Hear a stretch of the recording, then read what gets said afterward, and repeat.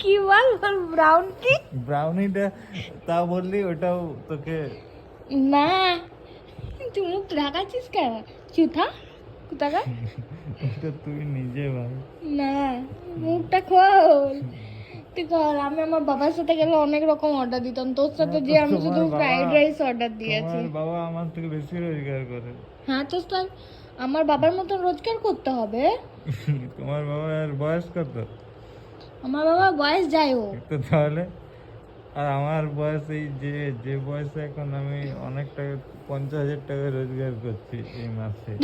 তোর মতন। তারপর তুই কি বলেছিলি আমাকে একটা নাকি আংটি দিবি, যে সেই আংটি তুই এখন মানে সেই আংটি মানে সোনা এখন তুই সেই কি বলবো সোনার দামটা- কয়লা এখন তুই মাটিতে পুঁতেছিস, সেই ভিতর থেকে কখন সোনা হবে দিয়ে তুই দিবি। এখন চুথা কোথাকার চুথা। সোনার দাম বেড়ে গেছে তো। না তাহলে তুই তো তাও আগেই দিতে পারতিস। দেবো বলেছি মানে দেবো, তুই ঠিক তো আছে। যত লেট করবি তখনই তো ততই বাড়বে, তুই তো আগে দিতে পারতিস। তো আমাকে টাকাটা তো জোগাড় করতে হবে না। তুই টাকা এদিকে আমার টাকা, মুখ দেখে তো দেবে না। এদিকে টাকা, তুই টাকা এদিকে, তুই টাকা, টাকা না, টাকা না।